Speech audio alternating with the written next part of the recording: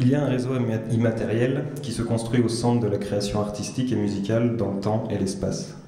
Ce n'est pas pour rien que lorsqu'un musicien électronique fait une plaquette sonore de son travail chez lui en construisant un set similaire à une de ses performances en concert, il appelle ça une mixtape.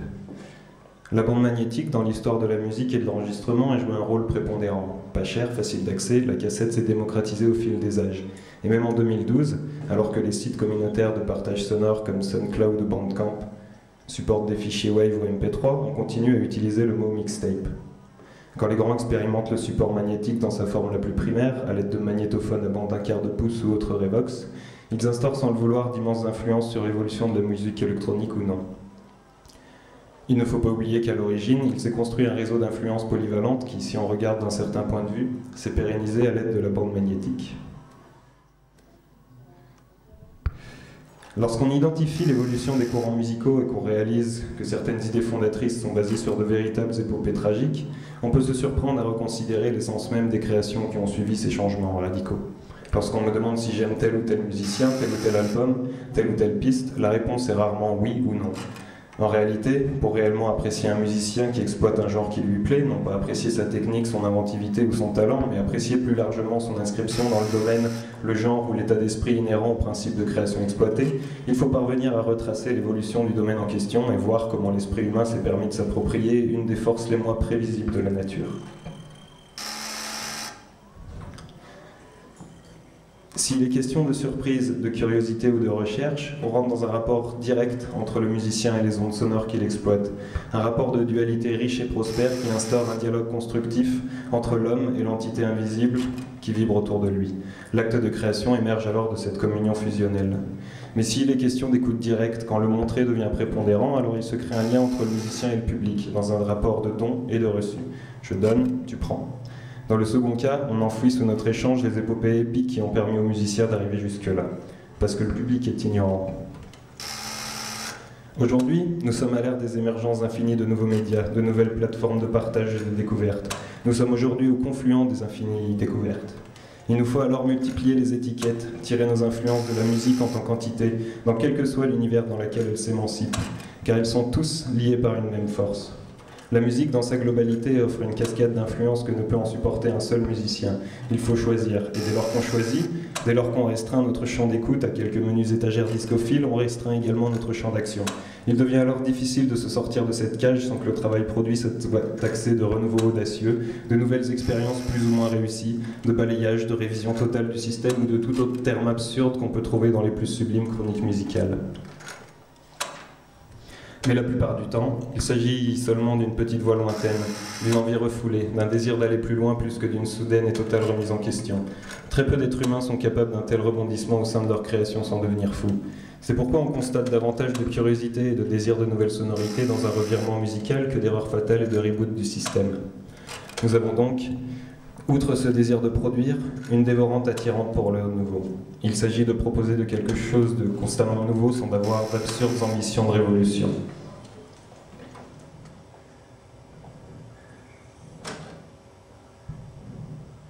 Parce qu'on pourrait multiplier les expériences absurdes, se perdre avec ferveur dans une loufoquerie baroque, une tempête de création multiple et sans direction. Et on pourrait enregistrer ce texte au lieu de le dire, et renouer avec le rapport du dialogue avec la machine, le rapport de dialogue avec le public et la machine face au public. Et ce serait vachement punk. Et on pourrait tout enregistrer, chercher tout ce qui est susceptible de produire un son quelconque avec ce qui nous entoure ou avec notre propre corps. Et on pourrait se glisser des micros dans les narines et éternuer. Et ce serait vachement punk. Et on pourrait se perfusionner des micros dans les veines pour enregistrer notre flux sanguin. Et on pourrait courir pour accélérer le rythme. Et ce serait vachement punk. Et on pourrait créer une symphonie avec des musiciens qui dorment pendant 4 heures. Et on pourrait les écouter ronfler. Et on pourrait les voir baver sur leurs instruments et les écouter et se désaccorder petit à petit, les instruments. Et ce serait vachement punk. Et on pourrait enregistrer le son que notre corps produit quand on se coince les doigts dans une porte ou quand on s'éclate le petit doigt sur un pied de table. Et on pourrait se coincer les doigts dans une porte plusieurs fois de suite. Et on pourrait se coincer les doigts dans une porte plusieurs fois de suite pour rire. Et ce serait vachement punk. Et on pourrait partir en vacances au soleil, on pourrait sauver la reine, être pourri ou être vicieux, et on pourrait tuer Bambi, et ce serait vachement punk.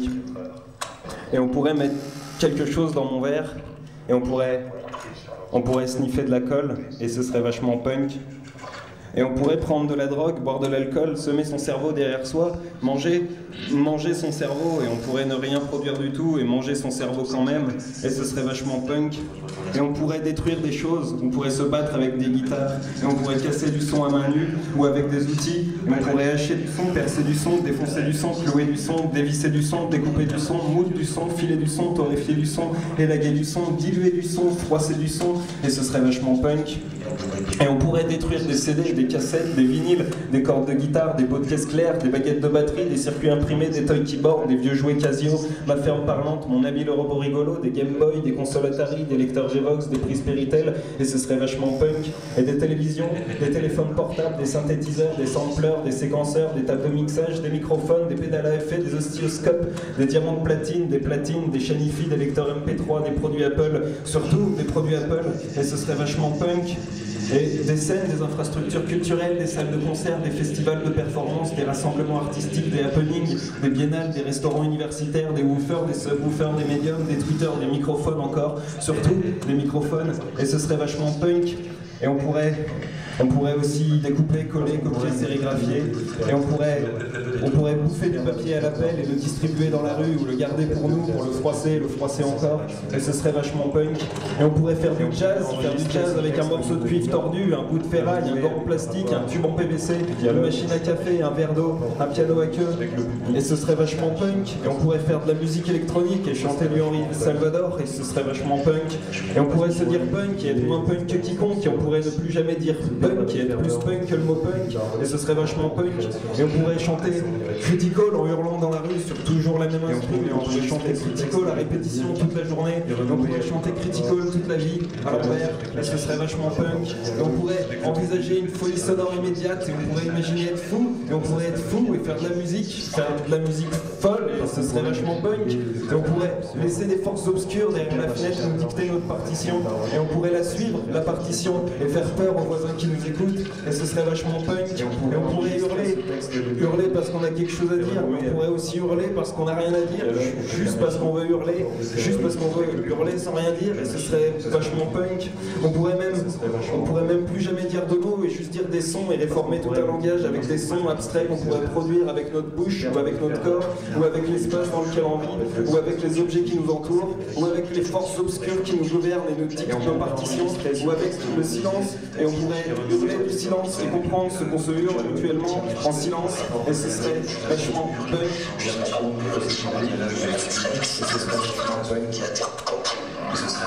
Parce qu'on pourrait multiplier les expériences sociales, se perdre avec ferveur dans une boucle de champêtre de grosse,